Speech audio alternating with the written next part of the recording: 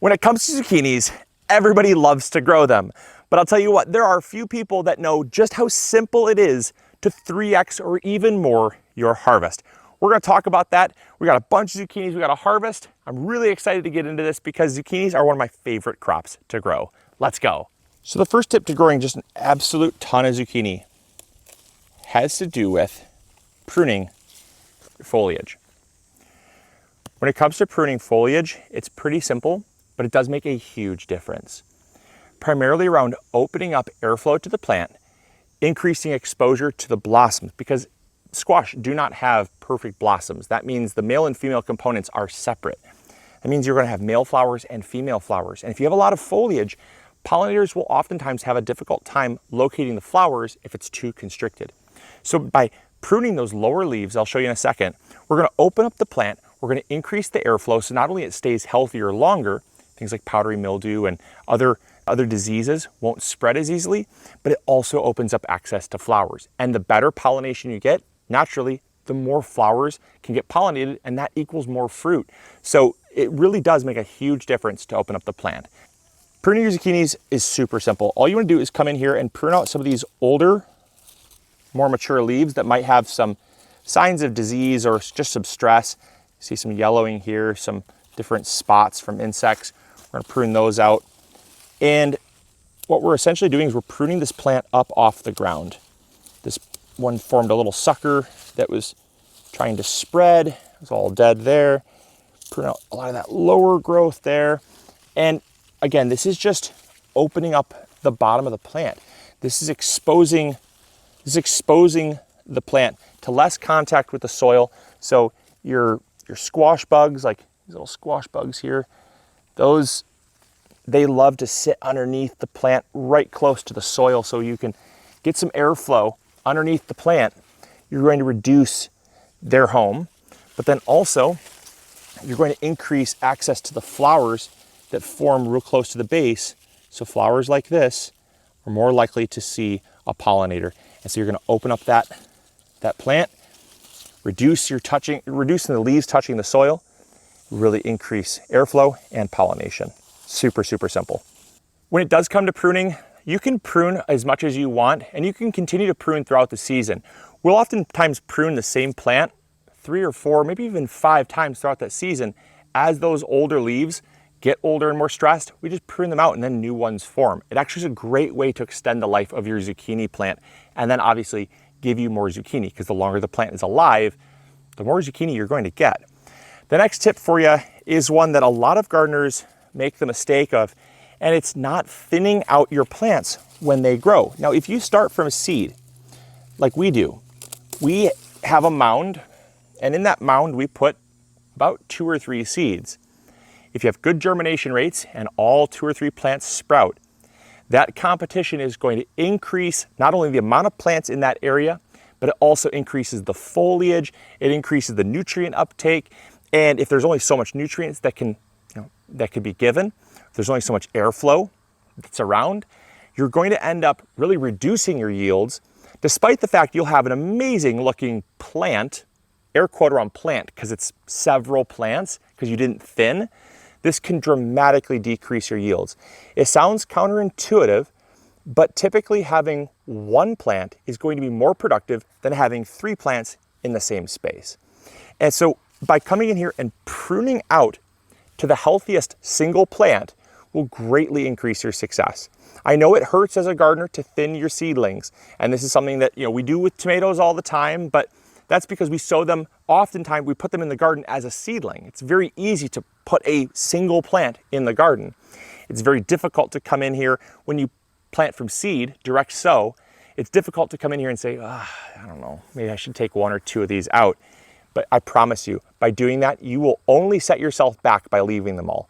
You're going to do yourself a lot of favors by keeping the healthiest plant. And as you can see here, this is 1 plant that if it were 2 or 3, it would just get way too crowded. All this foliage just ends up growing into itself. And like we talked about with pruning your zucchinis, all that foliage blocks access to flowers, blocks access to airflow, and you're going to have a beautiful looking ball of foliage, but very few fruits, and a plant that dies a whole lot sooner. The third tip could not be more important, and that has to do with irrigation. It is so important to water your zucchinis regularly. Zucchinis are a squash, so they don't love to have their roots wet for a long time. That's called having wet feet. They don't like having wet feet. They will show lots of signs of rot or powdery mildew if they get wet for extended periods of time. But that is not the same as watering frequently. You see, the soil type we have here is a very well draining soil. And that means when we do water, any excess water either drains through the soil or it just evaporates pretty quickly. And because of that, it allows us to water far more frequently. And our zucchinis thank us for that. That's because zucchinis, the better the quality zucchini you get, is typically seen by having more moisture content. The drier, more pithy zucchinis typically form under low moisture conditions, and that also ends up stressing the plant out. You see, zucchinis, the reason why they grow from what is a small little zucchini into a baseball bat over the course of 3 or 4 days is because of all that extra water. And that extra water, if you give them that, they will not only produce better quality fruits, but can also produce more of them. And that's because the plant itself will not set fruit in an environment where it can't actually host the fruit. So if it knows it needs a certain amount of water to set one zucchini, if it has extra water, it's going to say, I can hold on to 2 or even 3 zucchini on the same plant. And that's going to mean you're going to get a whole lot more fruit. And that leads me to the question that always seems to come up, which is, well, how often should I be watering then? Okay, if more water equals more fruit production and better quality fruit, well, how much should I be watering and when should I be watering? You should not be watering during the evening. That ends up transmitting diseases like powdery mildew, so avoid watering then. But ideally, in terms of the frequency at which you water, is based on your soil type. The looser the soil you have, the drier the soil gets, and the more frequently you're going to have to water. Our soil here, we have basically pure compost amended into our native soil. I find that the best time to water these is about every 2 to 3 days. You might find you're watering far more than that, and that's fine. I can't tell you exactly how often you should be watering. What you do want to know though, is you do want to know that the soil is drying out before you water again. Like I said, squash in general, all different squash plants, pumpkin plants in general, they don't like to have wet feet. If they stay wet for too long, the roots are going to rot and you'll end up with a rotted out stem and the plant will die really quickly. So make sure the soil is drying out in between waterings, but as soon as you can water, they'll definitely take it and they will appreciate it. The next tip I got for you to increase your yields by 3x or even more has to do with a very simple tip, which is variety selection. By selecting the right varieties, you're going to increase your yields. Some naturally will just produce more fruit than others. This golden zucchini is a prime example. Golden zucchini compared to black beauty zucchini will typically outproduce by about 1.5 times. So if you get 1 zucchini that's black beauty, you're typically going to get about 1.5 zucchinis on average from the golden zucchini. Another amazing variety are any of your Italians, your Cocazelle or your Italian striped. Those are all great, very heavily producing varieties that are going to give you far more than other varieties. So by selecting certain varieties, you're going to give yourself a leg up. Now, don't avoid the black beauty zucchinis, don't avoid your other zucchinis that don't yield as much. They're still amazing in their own right. Like I personally think the black beauty is far sweeter and far more tender of a zucchini, so it has its own perks.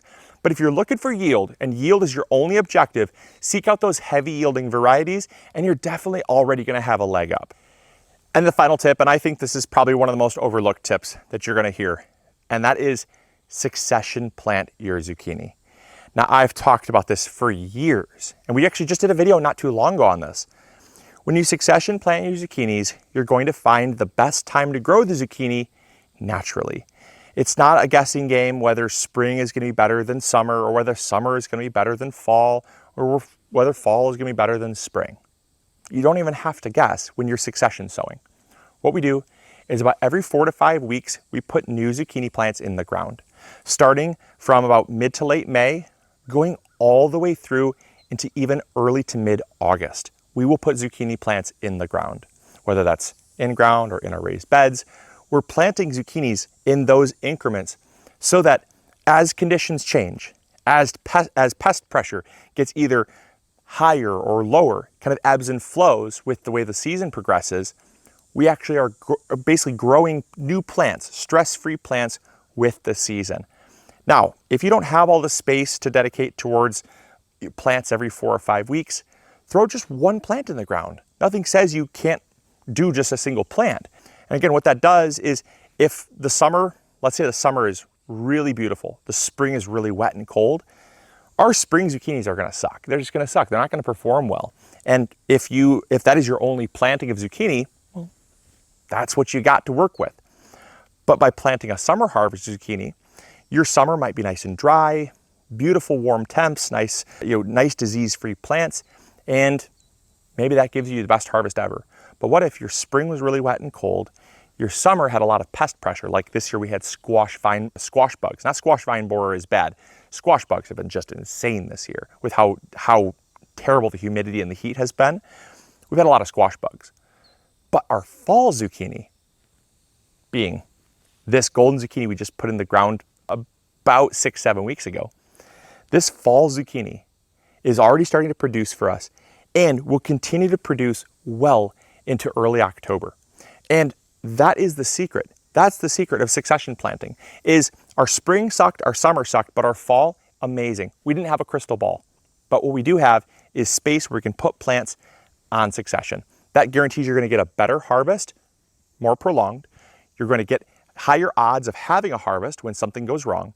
And on top of that, it's just gonna give you, not all your eggs are in one basket. It's gonna give you a little more versatility and mobility in the garden. So I hope these tips really helped you grow more zucchini. They are such a fun and rewarding crop to grow. Hope these tips helped. If you did enjoy, make sure to hit that like button, subscribe if you haven't already, and we'll catch you all on the next episode. Grow bigger, everybody. See ya. Bye. Hey, thank you so much for watching today's video. I really appreciate it. If you enjoyed, consider clicking this one. You'll probably enjoy it just as much. I want to thank you for your viewership, because without it, this channel would not be as amazing as it is.